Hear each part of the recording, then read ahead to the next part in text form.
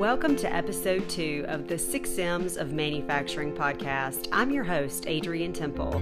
I am super excited to welcome my guest, Robert Isherwood, CEO of AMBAC International, located in Elgin, South Carolina.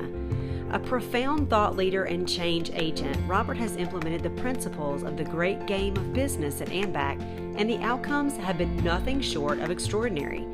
We'll discuss the journey to achieving psychological ownership within his own team and share ways that other companies can leverage the collective power of their workforce to create tangible improvements. Let's get started. So, Robert, thank you so much for joining me today. I'm so excited about all the things that we're going to be talking about.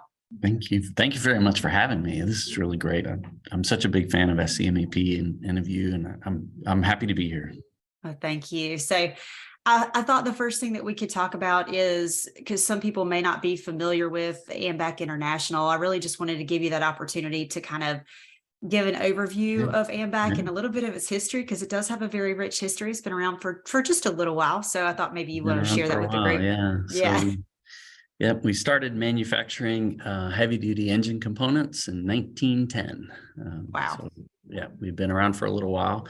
We're best known for heavy-duty diesel fuel injection systems, but we manufacture a wide variety of precision components, what we call small round metal parts at high precision. And we are a full OEM manufacturer, right? So bar stock steel comes out on one end of the plant, and brand new fuel injection components and other components go out the other end of the plant. We primarily serve what we call our hometown heroes. And so those are the men and women that are in farming and trucking, in our national defense and other things. So these are hardworking components for the hardest working people in the world. Well said. Yeah, thank you.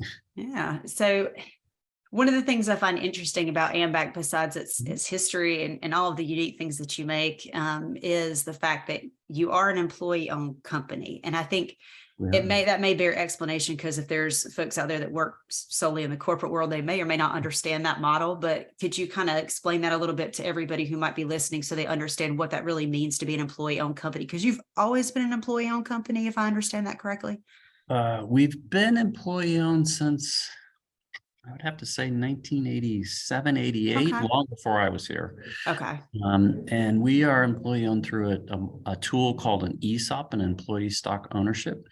And an ESOP is a really cool ownership model. You don't see it around a lot. I'm not sure why, because it's neat. And what it means is that all of the people that work here are members of the ESOP, essentially. I'm summarizing, are members of the ESOP, and the ESOP acts as a retirement program for them, in a sense. So when they retire, and we get to celebrate their long service, they leave, basically, you could think of as with a check, and that is the proceeds or the benefit of the company exists in a sense to fuel their retirement. Now we're 30% ESOP and 70% closely held. So some companies are 100% ESOP, some companies are not. And then there are other employee ownership models. So partnerships, LLCs, there's a wide variety. Right. Well, one of the things that you and I talked about before was, I think there's a misnomer that being an ESOP of any kind, or being employee owned, sort of automatically gains personal investment, or kind of what you talked about, like the whole psychological ownership, that those things just automatically happen. Well, you're obviously going to benefit from the overall performance or productivity of the organization. So clearly you're deeply committed already. I mean, I think when you and I met 8-9 years ago, I wouldn't say that that's really a true statement. I think there's a next step to that, kind of as we talked about before, and sort of explain, you'd mentioned psychological ownership. I really like that term, and help me to kind of explain that to the folks that are listening. Yeah, that's a big point. And we could talk all day just about that. An ESOP or other forms of employee ownership are legal ownership. And that is very important, and it has a lot of benefits. One of the benefits is not automatic high performance of the company. because just because somebody is a member of an ESOP doesn't mean that they are informed and involved in the operation of the company, including its management and strategy. Just like if you go in your 401k, you might own, 1,000 shares of Apple stock. Well, you're not involved in Apple. You might not even be carrying an iPhone. So that's legal ownership separate from psychological ownership. Psychological ownership is when you understand and you are directly involved in the operation of the company. So we use the Great Game of Business as a management operating system. Some people have heard of it. And essentially what we do is we teach everyone in the company, and by everyone, I mean literally every human being, we teach them how the company operates as a financial entity. Every Wednesday at 1 o'clock, and if anyone's interested, you're welcome to join us. We run through all the financials of the company with everyone in the room, and we address any ongoing issues or major issues or strategy with the people in the room. So psychological ownership means you're involved, and you're involved, and you have that feeling of ownership. And that translates into everything from, how you do your job. Like, for example, if you own your car, you tend to take really good care of it. If you rent your car, maybe not quite so much. Lower risk, right? Yeah. And here, our goal, my personal goal for everyone here is for them to have the opportunity to be happy, healthy, and wealthy. And that means ownership. So you own the tools, you own the CNC you're standing in front of, you own the product that you're creating, you own the results of your effort, and you should be treated as an owner and be rewarded as an owner. Right. So, and that's interesting to talk about ownership. And I read up a little bit. I'd seen actually an article from the Harvard Business Review about psychological ownership and kind of what that facilitates. But it's interesting, if I look back on even my experience in the plant, I know one of the things that we used to do was if you had maintenance technicians that were responsible for within a department, maybe they were assigned certain machines they were responsible for. And so it would say this machine is maintained by this person, and it would have their picture on it, and that sense of ownership and pride. And I think there's a lot of benefits to that because they take pride in it. What I have questions about, though, is even under that, that structure, when you have someone who feels ownership for it, but there's other people that interact with it, right? So the operators interact with a piece of equipment, they simply maintain it. And sometimes there can be that friction point of the operators maybe not invested in Robert's machine, but Robert's deeply invested in that. So how are there ways to really overcome that? Because there will be those friction points, right? Where an individual's invested, but maybe the broader team is not invested. And I know you guys have an approach overall of it's more of a team spirit, but how would you help to facilitate that sense of ownership and improvement when you do have that bit of a friction point? Any thoughts on that? Yeah. So first of all business is a team sport. Manufacturing, maybe more than any other kind of business, is definitely a team sport. So I'm very reluctant to have any kinds of, let's say, reward systems that create local optimums at the expense of the larger organization. So one of the things we do is our gain share program, which is you could think of it as like a profit sharing bonus or similar, applies to all human beings using an extremely fair and transparent system. In other words, the maintenance person doesn't get a different bonus than the production person based upon uptime or output. Right. Everybody's aligned around the same goal, and we put money behind those goals. And so that right there coalesces some of the alignment problems that other companies may have. At the end of the day, we're measured on one number and one number alone, and that number's on the cafeteria wall every day for everyone to see. Right. Yeah. And that's true. I think sometimes we do have competing metrics or priorities, sometimes within even departmental goals or specific roles. That's fair. I think that's probably likely. Yeah. And a lot of conflict in an organization can happen, or I've seen it happen, because people's eyes are too far down, meaning they're looking at what's right in front of them. They're not there. So part of, as a executive leadership, Your goal is to keep everyone's eyes up, keep them up on the horizon, keep them up on the big goal, because a lot of the walls that build up inside organizations between departments or between individuals is their eyes aren't up high enough. And if you're really looking at the long-term health, and we plan our business in extremely long cycles. The shortest cycle that we deal with on the strategy is 5 years. We're a 100-year-old company planning for another 100 years. So keep people's eyes up on the long term, on the big goals. And then a lot of the walls come down because, hey, Joe, I need your help. Can you come over here? And you're both aligned on the same goal and you both have the same beliefs and the same purpose. You're going to help. Right. Yeah.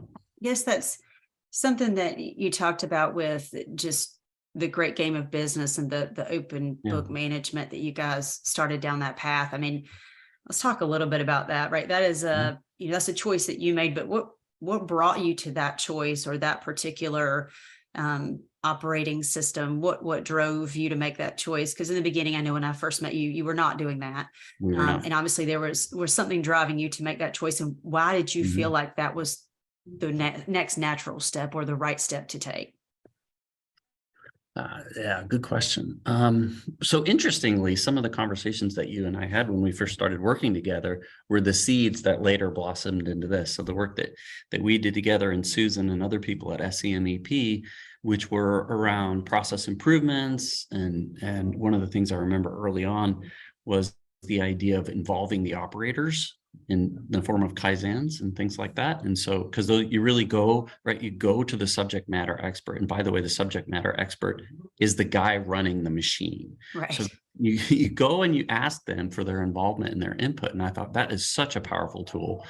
And I learned that. And so then taking that and just extrapolating it one level up. So instead of talking to the individual employees and work cells and, the men and women who are actually manufacturing the parts about how to manufacture the parts, let's talk to them about how their level, how their work group operates. And then take it one more level up. Let's talk to them about how the company operates. And so it really kind of comes from that in a lot of ways. The other thing that happened to me that as I became CEO is I very, very quickly realized that I am fundamentally incompetent. I don't really understand a lot of what happens.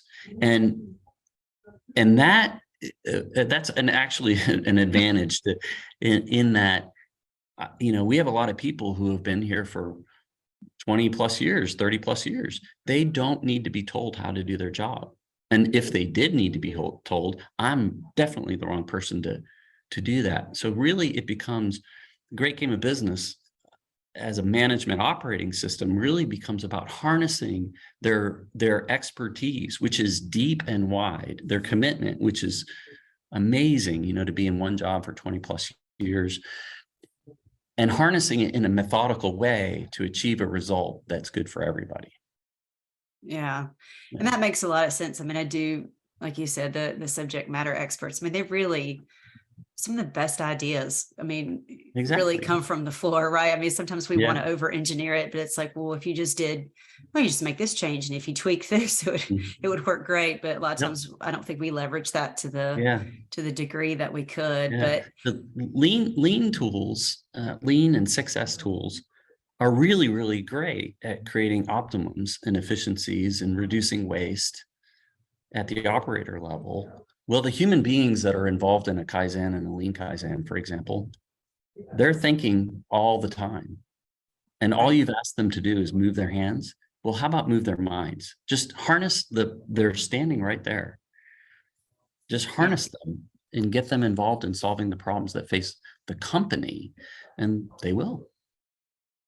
And fundamentally, I think the involvement of people inside the organization and bringing their expertise to the table to problem solve, I mean, that makes total sense. I think where some people may hesitate or have reason for pause is that sort of sense of opening up the books and saying, here's the full, the good, bad, and the ugly of the financial situation. And this is what it looks like. I think most companies probably would really sort of clench up and say, I don't think I could do that, which is understandable. And a lot of corporate organizations really can't or don't do that. So when you looked at that prospect of bringing that in as a part of the way that you operate, what was your initial reaction, or how did you kind of think, is this a good idea? I mean, what was kind of going on inside when you made that choice? Yeah. So I had a gift that most people don't get. So my first day on the job as CEO, I was in a plane crash. The second day we were fired by our then largest customer.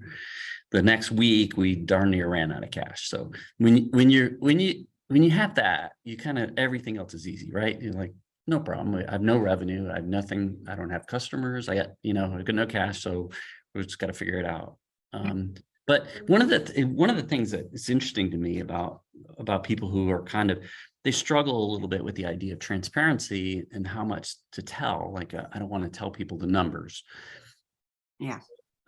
If you haven't figured that out already, if you're not informing your people, somebody else will. You hear that a lot in the great game community. There is a rumor mill on your shop floor, and it is wild and it is baseless unless you tell them. They are already, the human beings in your company are already in their mind calculating how much you're stealing from the company.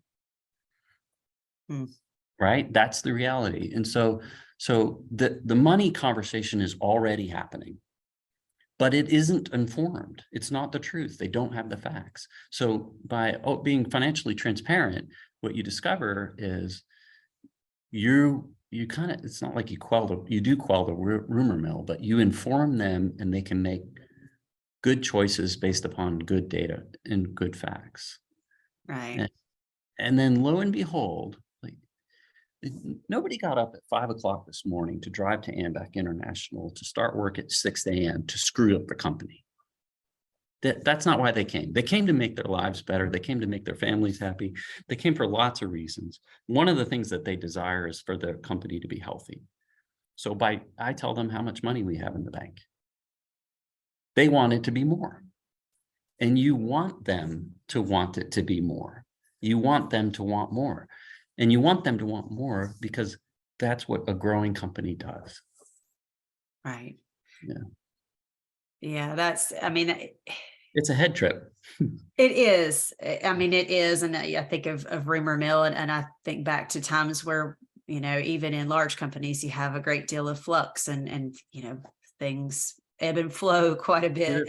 But there is a narrative that develops from that, as far as what everybody thinks is happening and sort of their perception of it. And they're operating under a really ill-informed, in an ill-informed posture. Is they really don't know. They're just trying to surmise from what they see and what they hear, and a lot of times there's just a lot of things we keep close to the vest. And I think, to your point, there are some serious downsides to not informing to the best of your ability and being transparent. And I know some organizations are more constrained with that. Again, large corporate organizations have very clear rules on things they want to share and what they don't. But I think you miss out when you don't, at least even at your own level, try and be as transparent as possible in terms of what's going on and how we're doing and how we're performing. And communication is obviously an imperative no matter where you are with that. But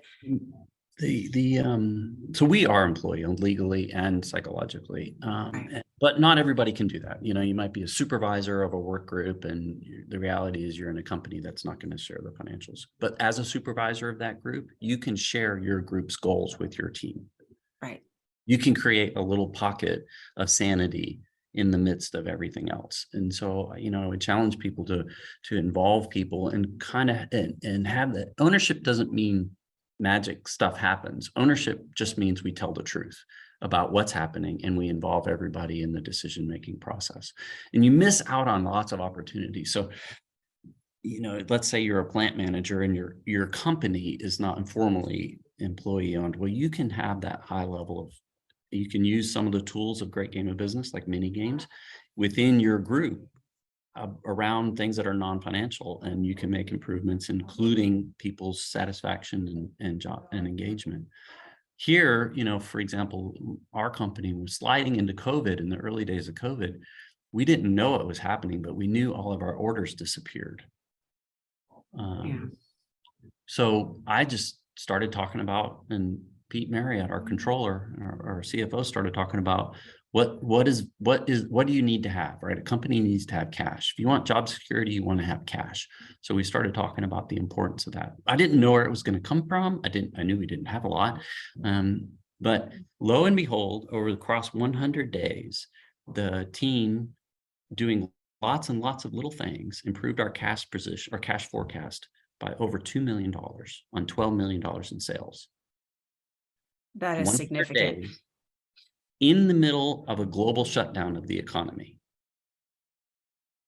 We had one guy who was climbing around in the stacks in the back. You know, every plant's got a whole bunch of stuff in the back, the boneyard. He was climbing around back there, pulling copper to sell it as scrap. Nobody said, hey, go pull all the copper. He just said, hey, the copper is back there and copper prices are pretty high right now. So that's the power of open book. You know, say, you know, everybody says, I don't want to tell people what's going on because it's really not very good and they're going to get scared. And maybe they get scared. They should, but you know, if it's not really good, but you know what they're going to do? They're going to think of ways to make it better. Right. And not telling them deprives them of the opportunity to be helping you in your problem. It really gives them the opportunity to truly contribute at whatever level that they can. Like you said, that's a very creative idea. But if you understand that right now the marketplace and copper was at a premium at that point, you know, that's that person's able to contribute at that level. That's their solution. And that's an answer to help, you know, and if you look across all of your employees, that's a lot of horsepower whenever you think every single person can contribute at their own level based on what they think might be a good solution. But that's a significant, I mean, that's even that 2 million, that's a lot of money. It is a lot of money. Yeah. And that's kind of the power of everybody wants to share the good news when it's good. And I'm like, hey, that's great, you know, and you should, right? Take everybody out for beers, do whatever it is you're going to do. Celebrate mightily when it's good, but don't hold back when it's bad, especially when the news is hard. Drag it all out, tell everybody what's really going on, because you create that sort of opportunity, like you were saying. You create that kind of like, hey, now what are we going to do about it? Quickly becomes the next question. And you know what they're going to do about it? Not what you thought they were going to do. Because if you thought of it, right, you can't think at one person, as great as they may or may not be, and I'm not great, cannot outthink 50 people. Right. There's a lot of power in that, like you said. Yeah. So we when we have a problem, we put 50 minds to the task. And that's something that, you know, we always talk a lot about just from a leadership perspective. There's sort of the best properties of leadership is, you know, you don't need to be the smartest person in the room and you don't have to have all the answers. And I think that's probably something that far too many people do, whether it's a you know, a private business owner. I mean, they must feel it not because they want to be in control necessarily. It's more of this, you feel a personal obligation because it's your company and you're the leader, or it's your department and you're the manager. You're supposed to have the answers. You're supposed to tell these folks what's the right thing to do. And we almost get in this weird position where we put the pressure on ourselves to have all the answers and forget to give the opportunity away. Right. It's help me out here. You know, throw me a line. I don't have a clue what to do here. We tend to sort of hold on to that and don't really get much from that, right? Because as individuals, we're not the smartest people in the room. We're not going to have all the answers. That's just not how it works. But, you know, you've kind of tapped into something there that, you know, anybody can learn from is pulsing that group, whether your group is 10 people or it's 200 people, there's a lot to gain from that. And just asking the question, what can we do? You know, here's where we are. Exactly. Here's where we want to be. How do we get there? Exactly. And circling back to the idea of, you know, employee ownership, you do not have to be an employee-owned company to do that. Right. Yeah. So that's something I thought about whenever we talked about, I mean, even when you first started the great game of business, and I'm just curious to kind of reflect on it now, because obviously you've made a lot of changes and seen a lot of benefits from it, but you're nowhere near done, which we just talked about recently. But when it started, you know, change is spooky. You know, it just gives everybody, you know, the heebie-jeebies. Change. When you made that choice and started down that path and said, we're going to do this.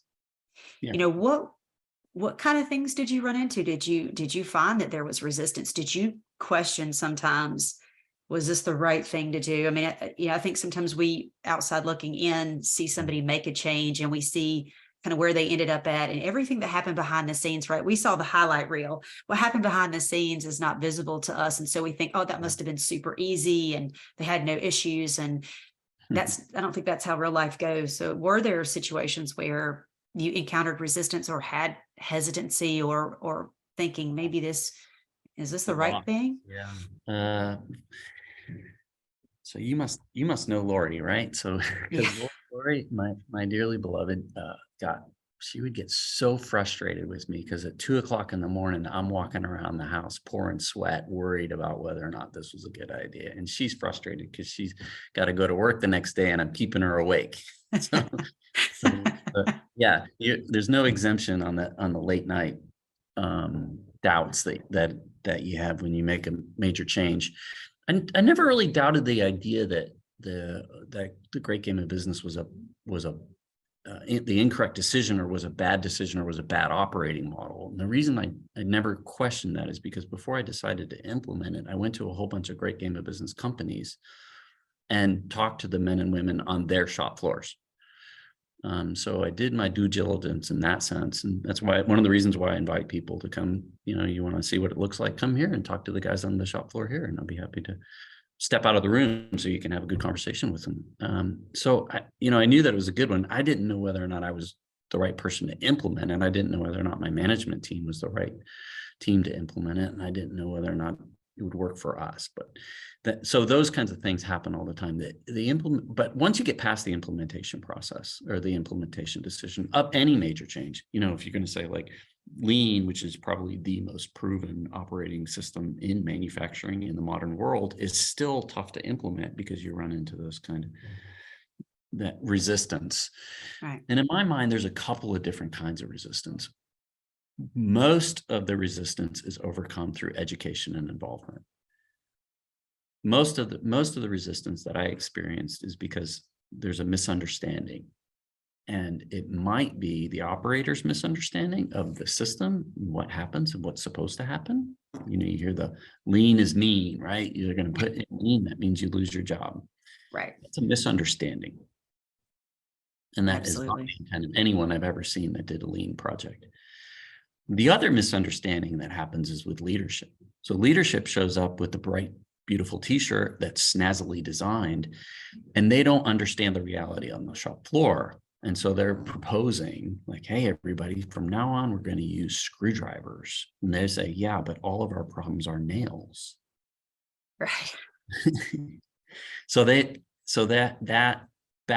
what appears as resistance is actually the process that you need to go through. So you got to get in, one of the things that I really like about the way we do things is that we get a lot of people involved in decision-making processes way, way up front, and they push back. And, anybody who's been to one of our huddles, in fact, last week you were at one of our huddles, in the huddle, you saw resistance to ideas and back and forth and debate.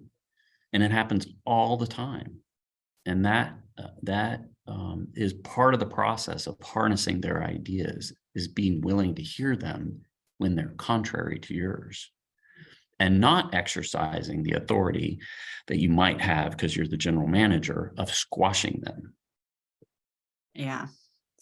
I can appreciate that there is, what they call constructive contention, right? It's, you're going to have that back and forth. There's going to be a lot of questioning, a lot of, sometimes applying pressure, for an idea, but in that you'll get much more out of that constructive contention than if you, like you said, automatically shut it down because you don't agree with it.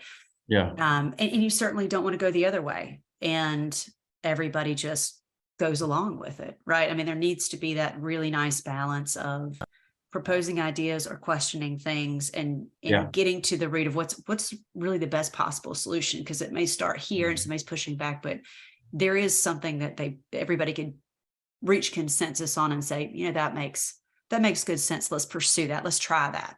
Or, maybe we all say, yeah, it just doesn't feel right. But if you don't do those things, and I like the, sitting through your huddle, it was obviously, I enjoy that, and I find it very energizing. I can appreciate that probably a lot of the employees enjoy that time to be able to voice concerns and see where the organization is, and asking the questions about, okay, well, why is variance this way?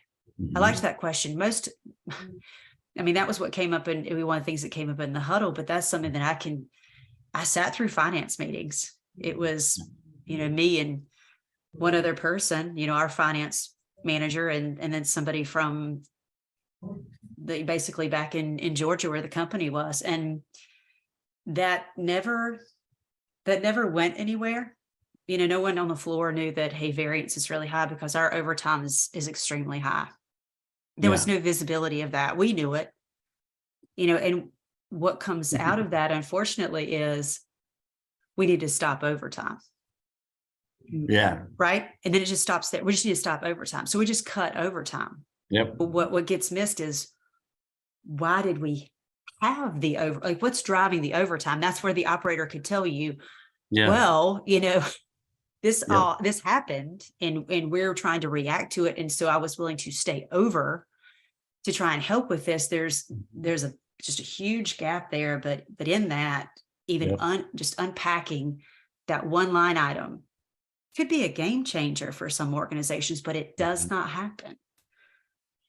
Yeah, that's such a missed opportunity. And that's, you like overtime is a great example. And you could talk about all the bizarre things that happen around overtime.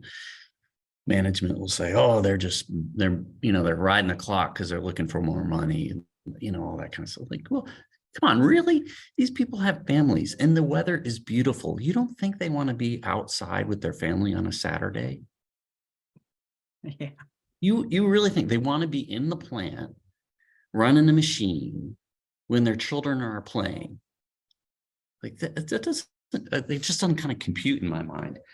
And oh, by the way, if your pay structures aren't fair and transparent, then they'll game the system. So that's what, if you think that they're gaming the system, it might be because of something that you set up, rather than saying, okay, guys, what's going on here? What, in the huddle that you were in, we were talking about labor variances, because our labor variances are really high right now. Well, let's talk about why they're high. And, as you dig into it, you realize, well, they're really high because, we're changing product lines over right now. And by the way, changeovers sometimes don't go perfect, and you generate a lot of variances. You generate a lot of deviations from standard during that time. So let's get to that root cause, rather than assume that it's because somebody would really rather spend a beautiful spring afternoon in a factory with no windows. Yeah. When you say it like that, it seems so preposterous, right? But that is there's a general feeling of, and I've heard that said before, they're riding the clock, or, it seems preposterous when you put it in that context of it's a beautiful spring day, and, their families at home and would probably love to have them there. Or they're, enjoying a barbecue with family and they're missing out on it. But we don't really, at the end of the day, we don't really think about it in those terms, and sometimes make assumptions, and really don't allow them to answer the question of how we even got here. Yeah. I think that's such a There's a really great couple of books by Dr. Ron Heifetz from Harvard called it around adaptive leadership, which is around the leadership of change. But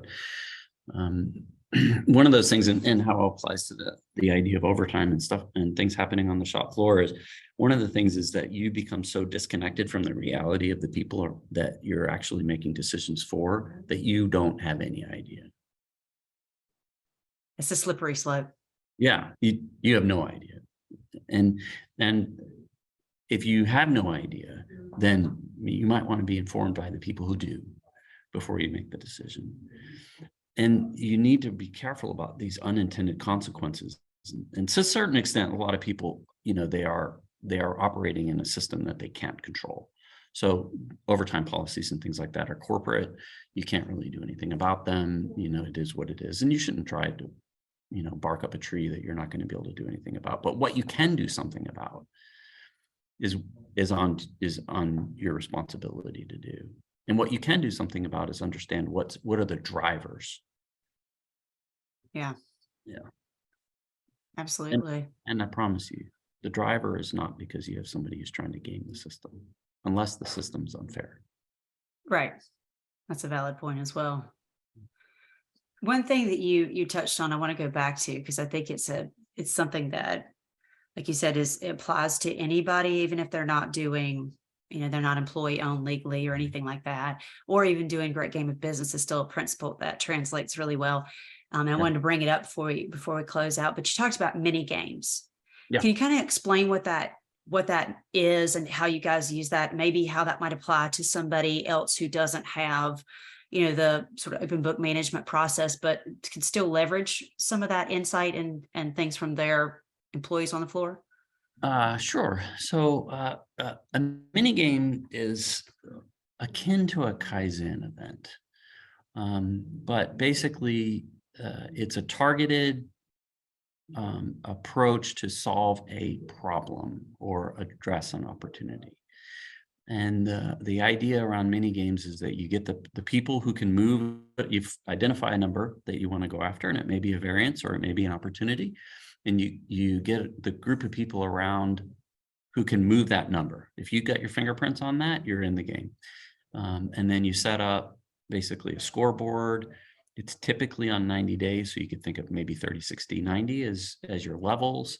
And then at the end of it, the people that win that game get a robust payoff. One of the key principles, or one of the foundational principles, is that you have a stake, what in great game of business called a stake in the outcome, meaning you get to eat the pie you baked. So first of all, I would invite you to go out to greatgameofbusiness.com and look at mini games. There's some really great information out there that will do probably a better job, more articulate job than I am around explaining it. But the idea of any work group can establish a goal. It's measurable. You want to move X to Y. You want to do it in this amount of time. You want to do it with fun, with creativity, with a high degree of involvement, a little bit of structure. And I think the template's out there and you can download it. It helps a lot. And then you go after it and you win the first one. And now you get a little bit of fuel and you win the second one, and you win the next one, and you start building, and then the flywheel starts turning. And before you know it, you have this ongoing pattern of winning. Yeah, I have to Small say, everyday wins. that's the thing, right?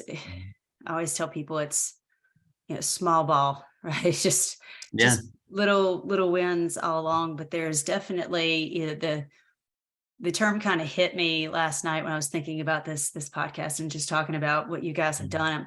There's an undeniable inertia around what you have going with all of that you've invested in terms of the great game of business and involving your employees in so much. It's so obvious to just go out on the floor and talk to people, to participate in the meetings. There's just so much inertia behind what you're doing, right? So you've really built up a lot of fuel. You've built up a lot of wins. You're nowhere near done, right? So it's just like any other process in continuous improvement, right?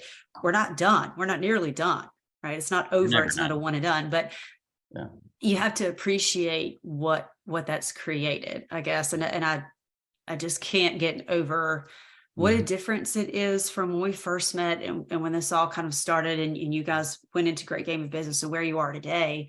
Like I said, to me, it's staggering and it's really impressive. But what I love the most is how deeply invested and excited and bought in that your employees are, and eager to tell me what's going on and to really get involved in meetings and ask questions and just openly discuss things that they have questions about or aren't sure about. It just, there's the energy and the momentum is just really hard to refute. So that's, like you said, I mean, even in doing those mini games, if you start that way and you get those wins, if you just continue to see it through, I think it does pay dividends, whether or not you have the ability to do open book management and really share all of that, or, again, the employee ownership legally and being able to share that profitability. But there's something there and something to be said for what's happening. And it's pretty amazing.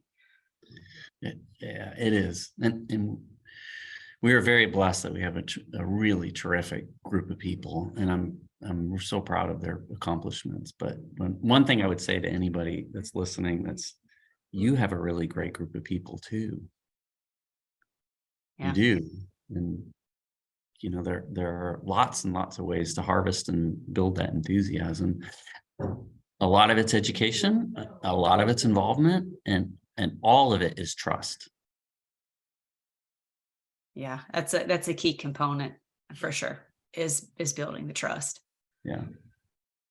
Well, Robert, I really appreciate you taking the time to sit in on this podcast and share sort of your message around what you guys have been doing at AMBAC International. I mean, without a doubt, it is powerful stuff. I love it. I mean, it was so great to go back to the facility and see everybody again and feel that energy and see that momentum. And I think anybody who can participate in your huddles, on a Wednesday, it's worth seeing. I think it's really something that gets your wheels turning. I mean, again, to me, it was very energizing, and I was excited for you guys and where you're headed. So thank you so much for doing this. And I'll make sure to put some information in the episode notes as well, so that folks can know how to get in touch with you if they want to participate in one of the huddles. But thank you so much. Yeah, and I have to thank you and the team at SCMEP. You were there at the beginning. You guys started this. You were out on the shop floor working with the men and women here right at the very beginning of it. So a lot of this we owe to you. And I can't thank you enough. So, if anyone is not involved in SCMEP, you're crazy to miss that opportunity. But also, if you want to see how Great Game of Business works and you want to sit through a huddle, give me a call or send me an email. We would love to have you and show you what it does and how it works. And hopefully we can be of some service to you. Thanks, Robert. I appreciate it. Yeah, thank you.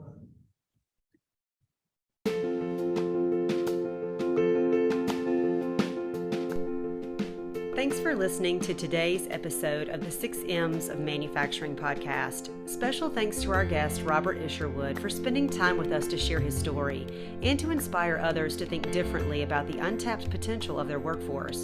Be sure to visit the episode notes for reference links to information shared during today's discussion. Join us for next month's episode, where we'll be tackling the complex and sometimes counterintuitive topic of creating collaborative teams in today's work environment. Be sure to follow our podcast and share with your network. And remember, don't just make it better.